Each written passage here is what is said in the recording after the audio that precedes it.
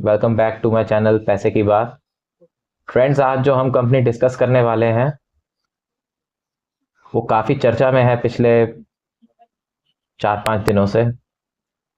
Company का IPO 2023 में आया था नवंबर में, और कंपनी का जो नाम है वो है protein e governance technologies limited, यानी कि पीईटीएल भी जिसे हम कहते हैं। ये कंपनी चर्चा में क्यों आ रही है? इसकी वजह है कि इन्होंने अभी एक एनएससी में फाइलिंग जो करी है उसमें इन्होंने डिक्लेयर किया है कि इनको पैन 2.0 जो एक गवर्नमेंट का प्रोग्राम है उसका जो टेंडर है वो इनको नहीं मिला है, उसके लिए गवर्नमेंट ने इनको कंसिडर नहीं किया। और जैसे ही ये न्यूज आई तो ये स्टॉक सीधा 20% लोअर सर्किट मार गया। अगले दिन फिर 8-10% गिर गया, और अगर आज भी मैं देखूं तो 1080 के भाव पे चल रहा है। हल्की सी रिकवरी है 1-1.5% की, लेकिन क्या ये रिकवरी स्टॉक को उन्हीं ऊंचाइयों पे ले जाएगी जिससे नीचे आया है? आइए डिटेल में डिस्कस करते हैं मेरे साथ इन दिस चैनल पैसे की बात। देखिए,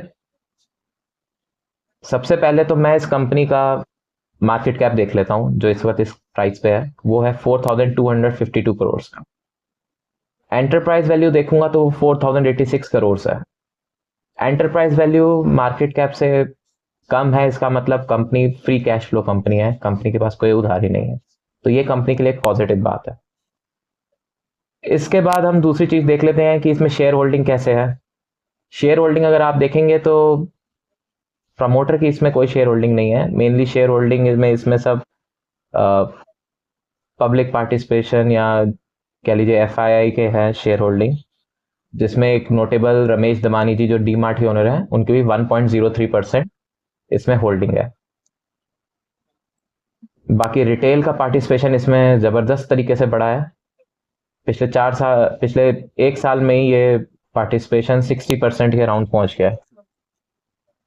इसके अलावा अगर हम देखते हैं इस कंपनी के बारे में तो कंपनी का हम बिजनेस मॉडल समझ लेते हैं क्या है और क्या इम्पैक्ट आएगा अगर इनको पैन 2.0 का जो टेंडर है वो नहीं मिला है। तो देखिए, इनके जो बिजनेस है वो मेन मेन मैं आपको बताता हूँ क्या क्या है।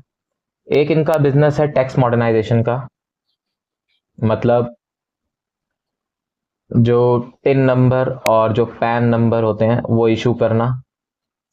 एक इनका है एनपीएस और नेशनल पेंशन स्कीम और एपीवाई अटल पेंशन योजना को पब्लिक तक पहुंचाना, उनको सब्सक्राइब करवाना उसमें। और उसके अलावा इनको आधार का ई आधार रजिस्ट्रार बनाया हुआ है, मतलब आधार के रजिस्ट्रेशन कराना। इनको ई केवाईसी ई साइन की इनको एनेबलिंग करी हुई है कि इनके थ्रू होएगा ये काम। जीएसटी सर्विसेज ये लोग प्रोवाइड करते हैं, डिजिटल जीएसटी बिलिंग, जिनको अपने भरने हैं रिटर्न्स उनके लिए भी है।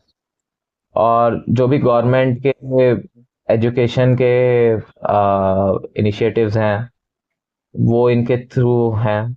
और ओएनडीसी जो ऑनलाइन मार्केट प्लेटफॉर्म गवर्नमेंट बना रही है उसमें भी इनका कंट्रीब्यूशन है। तो ये मेन 6-7 इनके बिजनेसेस हैं। इसके अलावा अगर आप देखेंगे तो अब बात आती है कि ये कंपनी कमाती कहाँ से है। देखिए, कंपनी को मेन हम दो पार्ट्स में डिवाइड कर सकते हैं इनके कमाई को, मतलब कमाई मतलब रेवेन्यू को। एक हो गया ट्रांजैक्शन फीस, जो ये जब भी कोई पिन या पैन नंबर इशू करते हैं या री इशू करते हैं तो उस पर इनको मिलता है, या किसी का एनपीएस अकाउंट खुलवाते हैं या एपीवाई अकाउंट खोलते हैं अपने प्लेटफॉर्म पे तो इनको वो फीस मिलती है, उसमें ट्रांजैक्शन फीस प्लस जो भी बेस बन जाता है इसका पेंशन, टोटल सब्सक्राइबर बेस जो बनता है पेंशन का, उस पर भी इनको कुछ कमीशन मिलता है। बाकी ई साइन अगर ये करवाएंगे कोई भी डॉक्यूमेंट या ई केवाईसी करवाएंगे तो उसका भी इनको ट्रांजैक्शन फीस के नाम पे रेवेन्यू मिलता है, जो कि इनके टोटल रेवेन्यू का 80% तक है। तो फ्रेंड्स 80% इनका रेवेन्यू आ रहा है जब ये नए पैन कार्ड्स इशू कर रहे हैं, री इशू कर रहे हैं, टिन को इशू कर रहे हैं या री इशू कर रहे हैं, या एनपीएस और एपीवाई अकाउंट्स खोल रहे हैं। इसके अलावा इनको अकाउंट मेंटेनेंस फीस जो होती है वो मिलती है, जो ये अपने जो इनके कस्टमर्स हैं उनका जो ये डिजिटल प्रोफाइल मेंटेन करते हैं एक बार इशू करने के बाद, उसकी इनको अकाउंट मेंटेनेंस फीस मिलती है। तो वो इनका बाकी का 20%, 21% जो भी है वो ये कंट्रीब्यूट करती है रेवेन्यू में। इसके बाद हम आ जाते हैं कि अब ये जो कंपनी को गवर्नमेंट ने तोहफा दिया है, एक तरीके से कहेंगे,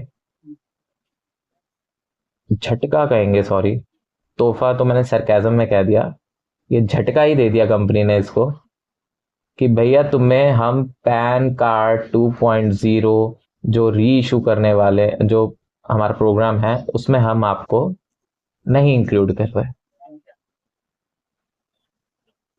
तो इससे क्या फर्क पड़ेगा अब इनकी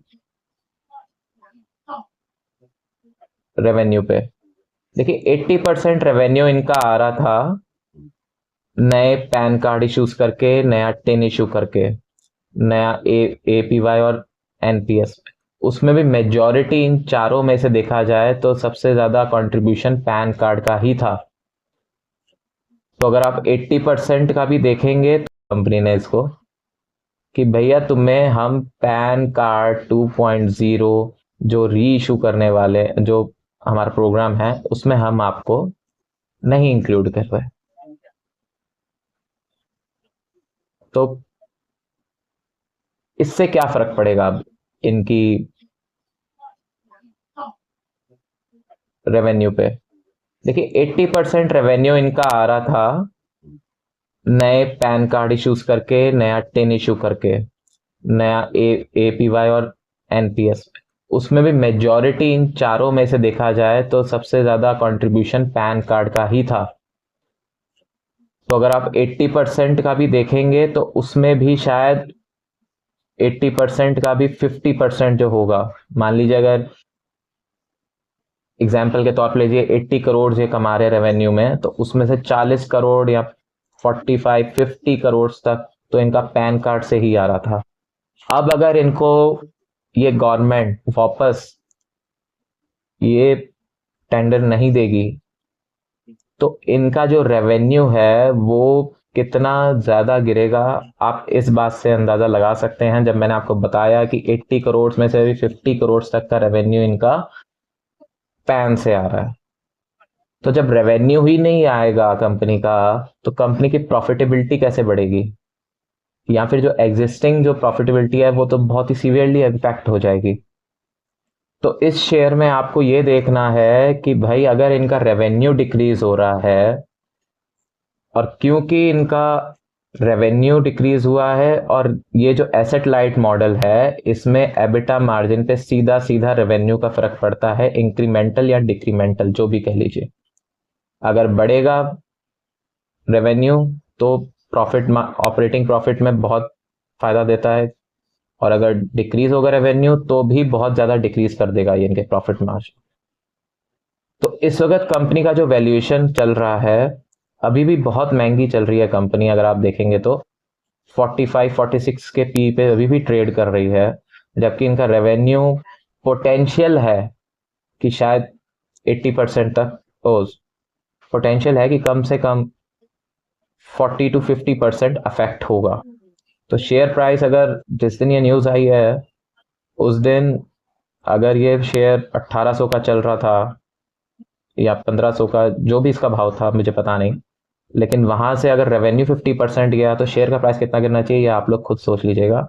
एक मैं पहले बता दूं, ये डिस्क्लेमर मैं दे रहा हूं कि मैं कोई भी स्टॉक का रिकमेंडेशन नहीं कर रहा, मैं सिर्फ एजुकेशन पर्पस के लिए आपको समझा रहा हूं कि कैसे स्टॉक को देखना चाहिए, क्या उसके रेवेन्यू से क्या उसके स्टॉक प्राइस पे फर्क पड़ेगा, क्या उसके ग्रोथ पोटेंशियल पे फर्क पड़ेगा, और ओवरऑल मार्केट का जो सिनेरियो है इस वक्त उसमें इस स्टॉक के प्राइस पे और क्या क्या फर्क पड़ सकता है।